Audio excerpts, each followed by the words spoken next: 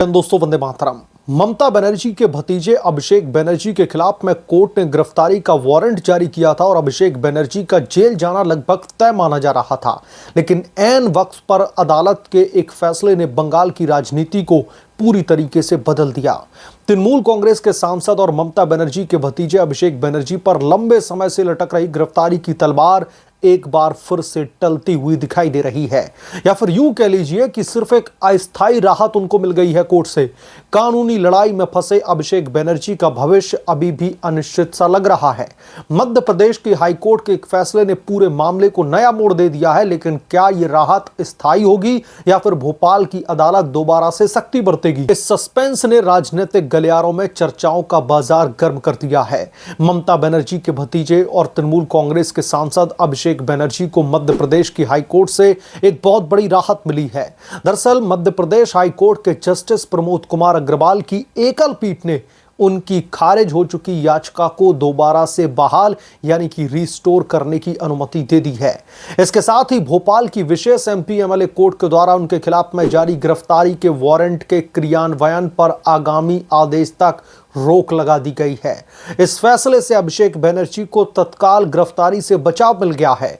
यह पूरा विवाद दोस्तों साल 2020-21 का है, जब मध्य प्रदेश के बीजेपी के नेता आकाश विजयवर्गीय ने भोपाल की एक अदालत में अभिषेक बनर्जी के खिलाफ में डिफेमेशन सूट यानी कि मानहानि का मुकदमा दर्ज करवाया था। पर बाद में आरोप लगाया गया था कि नवंबर 2020 में कोलकाता की एक जनसभा के दौरान अभिषेक बनर्जी ने आकाश विजयवर्गीय को गुंडा कहा था, जिससे उनके और उनके परिवार की सामाजिक छवि को गहरा धक्का पहुंचा था। भोपाल की एमपी एमएलए अदालत ने इस मामले में सुनवाई के बाद अभिषेक बनर्जी के खिलाफ में गिरफ्तारी का वारंट जारी कर दिया था। निचली अदालत के इस वारंट के खिलाफ में अभिषेक बनर्जी ने मध्य प्रदेश हाईकोर्ट का रुख किया था। नवंबर 2025 में मध्य प्रदेश की हाईकोर्ट ने उनके खिलाफ में वारंट पर अंतरिम रोक लगा दी, लेकिन इसके बाद में याचिकाकर्ता के वकील लगातार सुनवाइयों से अनुपस्थित रहने लगे, यानी कि अभिषेक बनर्जी सीधे तौर पर कानून को ठेंगा दिखाते हुए नजर आए। वो लगातार एब्सेंट रहते थे जब भी कोर्ट में सुनवाई होती थी। हाई कोर्ट ने इस अनुपस्थिति को बेहद गंभीरता से लिया और कड़ी नाराजगी जताते हुए याचिका को खारिज कर दिया। इससे गिरफ्तारी के वारंट पर लगी रोक अपने आप हट गई और अभिषेक बनर्जी पर दोबारा से कानूनी संकट मंडराने लगा।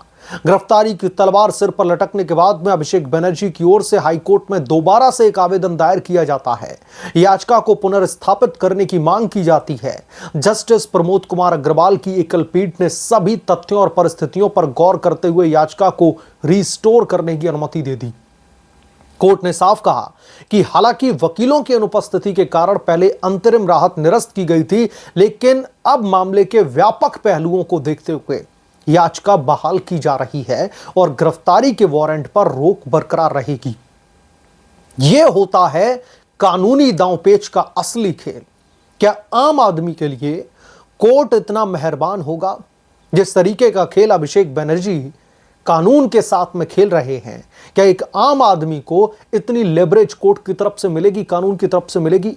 यह फैसला अभिषेक बनर्जी के लिए राहत भरा तो है, लेकिन राजनीतिक रूप से यह काफी महत्वपूर्ण है।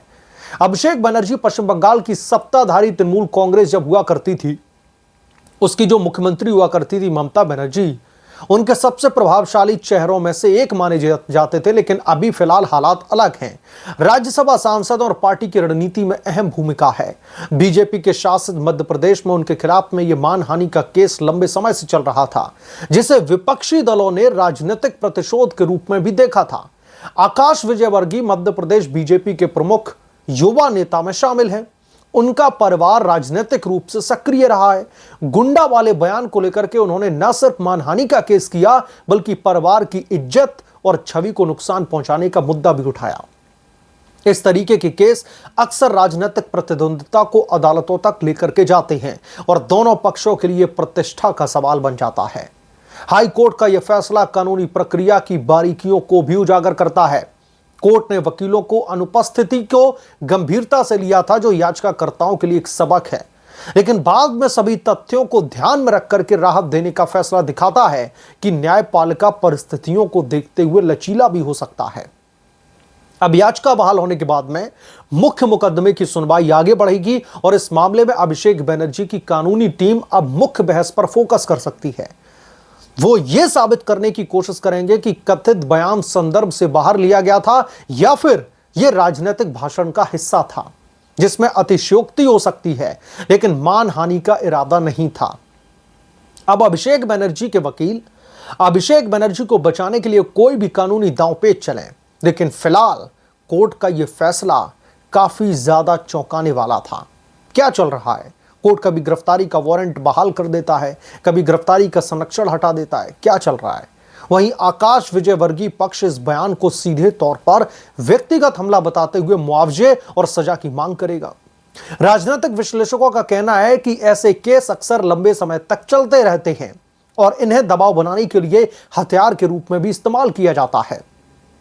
अभिषेक बनर्जी जैसे जो नेता हैं, उनके लिए यह सिर्फ कानूनी लड़ाई नहीं बल्कि अपनी छवि और राजनीतिक गतिविधियों को बिना बाधा के जारी रखने का संघर्ष भी है। मध्य प्रदेश की हाई कोर्ट का यह आदेश एक बार फिर से साबित करता है कि कानूनी प्रक्रिया में अंतिम फैसला आने तक कई मोड़ आ सकते हैं।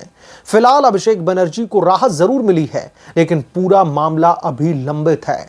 भोपाल की विशेष अदालत में अब क्या होता है, यह देखना दिलचस्प होगा। क्या दोनों पक्ष समझौते की राह निकालेंगे या फिर लड़ाई और भी तीखी होगी, यह तो समय ही बताएगा। लेकिन फिलहाल आम आदमी के लिए कानून और राजनेताओं के लिए कानून समान तो नहीं हो सकते। क्यों समान नहीं हो सकते? इसका जीता जागता उदाहरण है अभिषेक बनर्जी का यह केस। आप लोग इस पूरे केस की जरा पटकथा को देखिए। जब से यह केस रजिस्टर्ड हुआ तब से लगातार इस केस में हमने उतार चढ़ाव देखे और अभी खुद कोर्ट यह कह रहा था कि अभिषेक बनर्जी की ओर से इस केस में बहुत ज्यादा ढिलाई देखने के लिए मिल रही है। कानून का सम्मान नहीं कर रहे थे अभिषेक बनर्जी। उनके वकील तमाम सुनवाइयों में अनुपस्थित रह रहे थे, यानी कि उनके लिए यह केस जरूरी ही नहीं था। और इसी का संज्ञान लेते हुए हाई कोर्ट की तरफ से यह बड़ा आदेश जारी किया गया था।